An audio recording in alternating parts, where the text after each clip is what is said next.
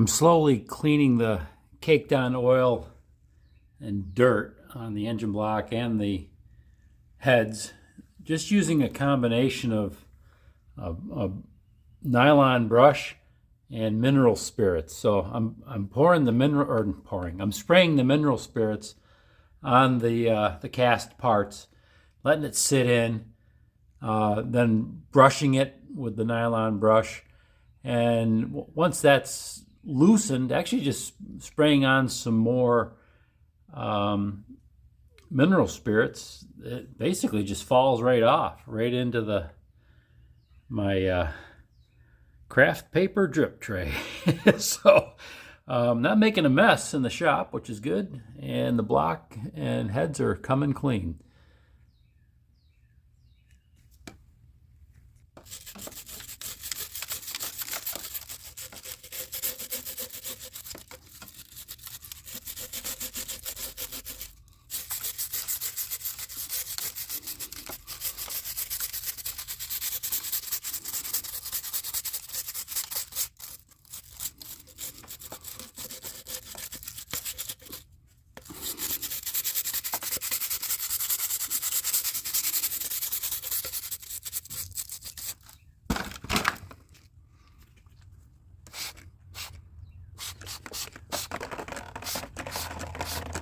See how it drips off?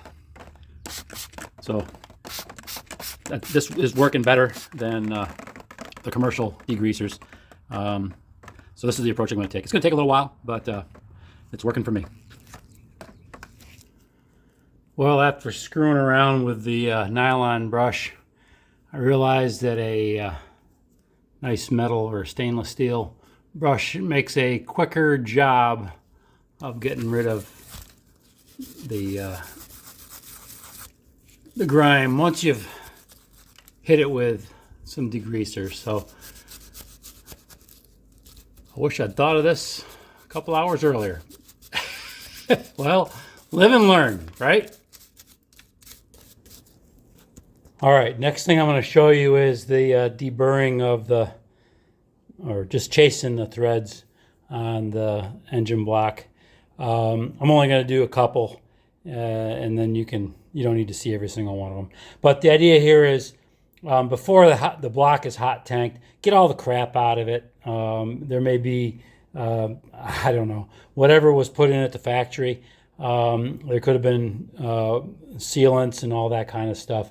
So we're just going to get rid of that. Anything that may have built up also during the use and the life of the engine.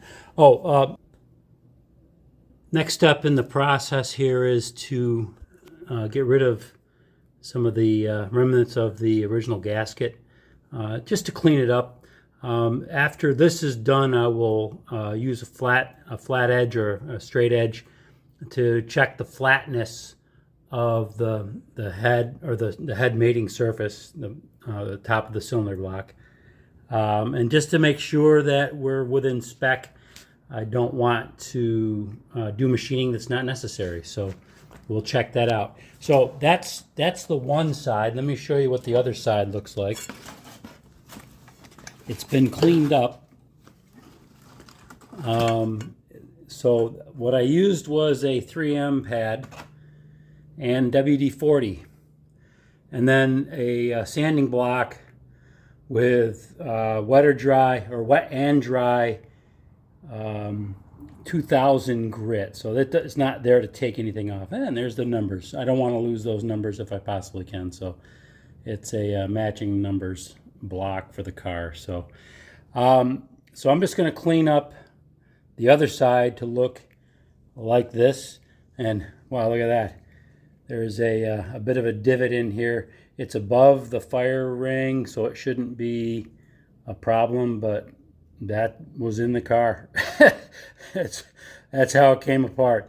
So good QC, GM. All right, so you get the idea of what I'm trying to achieve here. All right, so I'm going to start with the 3M pad. It's the green pad. This one's been used a little bit, but that's not a problem. This pad will not take any metal up. All it'll go after is the stuff that's on the surface. So I'm just going to lubricate it generously with WD-40, and then all I'm going to do is rub it up and down here. And my intent is to get rid of the blue. As you can see, it doesn't take much. There'll be some areas that'll be easier than others, but the intent is just to get that blue surface up so that I've got a flat surface.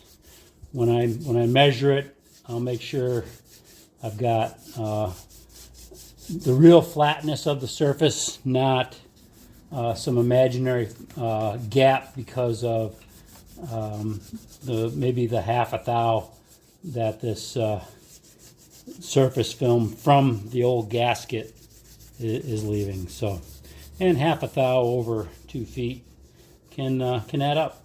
So you get the idea here. I will show you what I'm doing in the next step with the 2000 grit wet and dry sandpaper.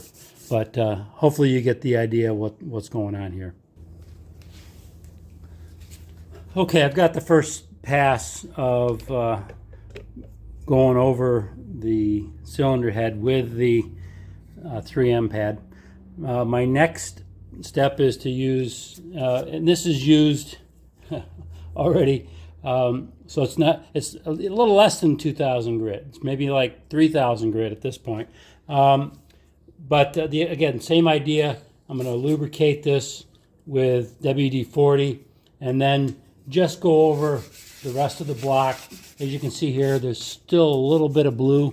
So that's the purpose of this, is just to get the remainder of what's on the block and get that off.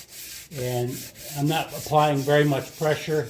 I'm basically just holding this in place and going in a circular motion to get as much as I can with a circular motion, but just to get all of the imprint left from the original gasket. And a little bit of some orange paint here and there. Once this is done, I'll wipe it off, and if there's anything remaining, I'll go back over it again. There probably will be a couple areas I just didn't get the first time through, but that's why you clean it off. And a little bit more paint in it. That's not even going to be under the gasket. I just want it clean. A little bit more blue here.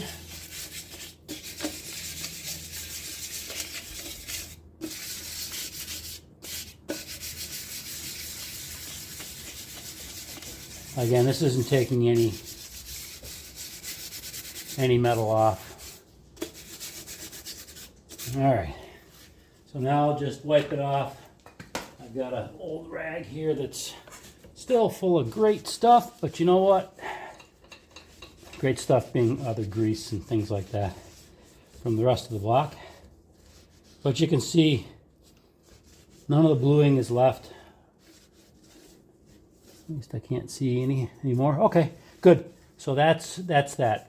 So the block is ready to be. There's a little bit there. It's ready to be checked for flatness. I've got a couple other things I want to do before I go to that step.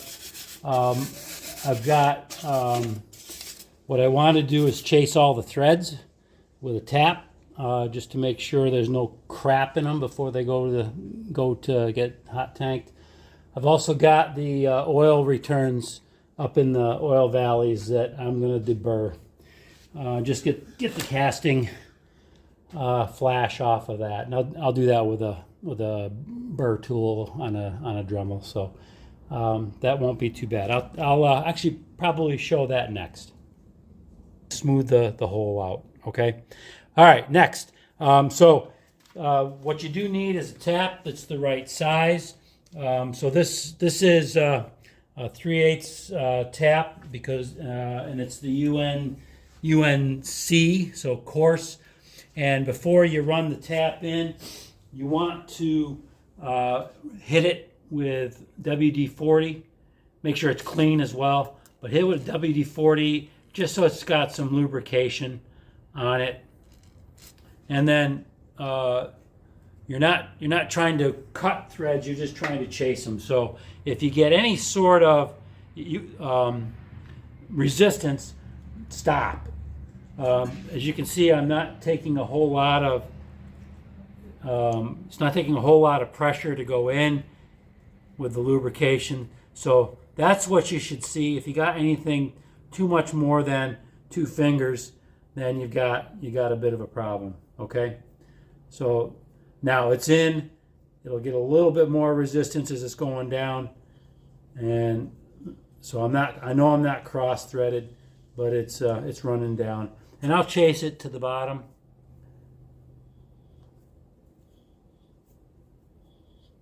And that should just about do it. This is an open hole. There's no bottom to it. So that's it.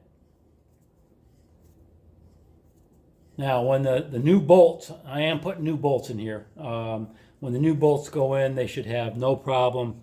And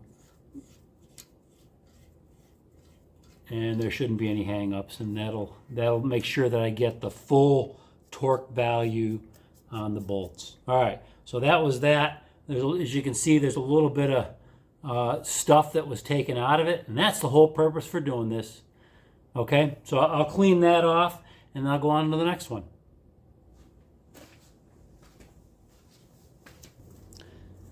All right, the 2 oil return passages are at the back of the block, one on each side of the galley.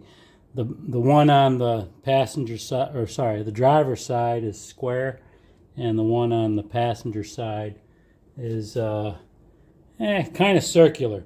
Now, why am I doing this? These ridges can restrict oil flow, flowing back. They can act as stress points as well on the block. Not that I'm going to be putting this block through a whole lot of stress.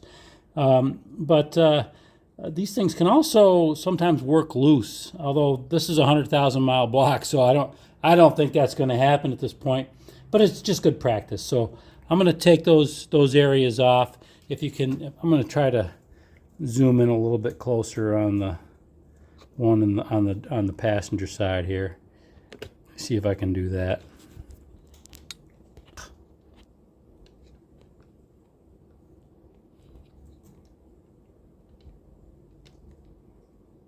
There it is. So you can see there's a little bit of a nub right here where my finger's touching. See it? It's light gray. So that's just casting flash. That serves no purpose whatsoever. So let me back out here again.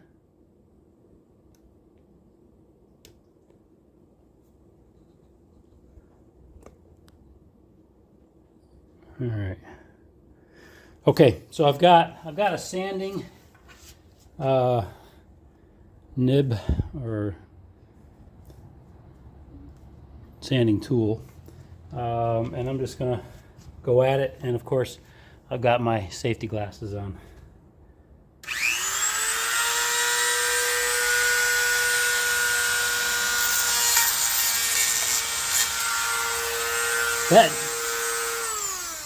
That nib just fell off, so that's how close that was to coming off. It just by pushing on it, it came right off.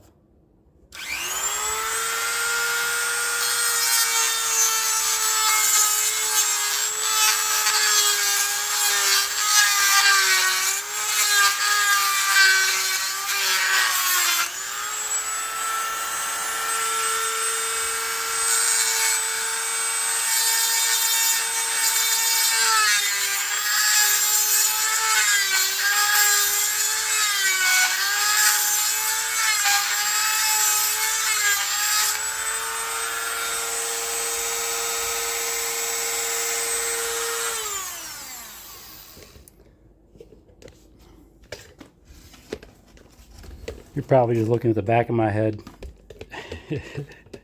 See See if I can give you a better view on this.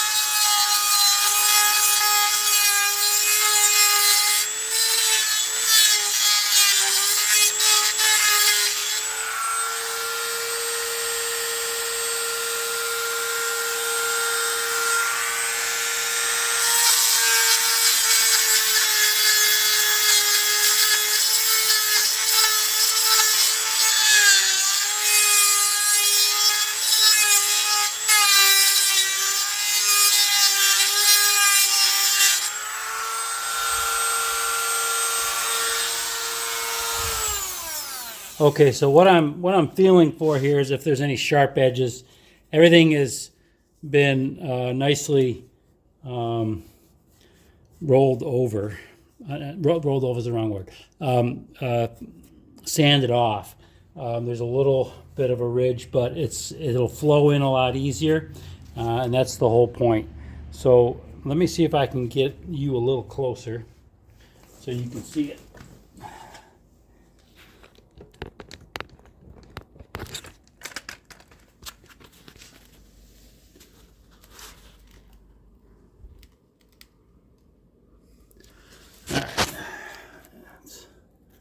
There we go. I got to get the right end of the camera. Let's see.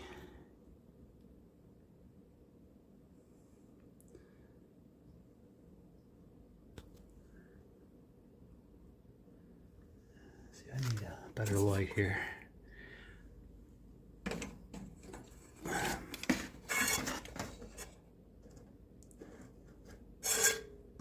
So there's the edge. You can see it's nicely blended all the way around. Get back there. Come on, camera, focus. There, nicely blended. Now on the other side, you're going to see. That's what I'm trying to eliminate. See all those ridges? They look like a mountain range. I'm getting rid of all that crap. Okay, so just blending it down. So there's nothing that the oil will stick to, like this one, like that one there. So the oil will not stick to that. All right, here's the one on the driver's side. No more mountain ranges. Everything's blended down nicely. It's smooth. Will not cut anybody.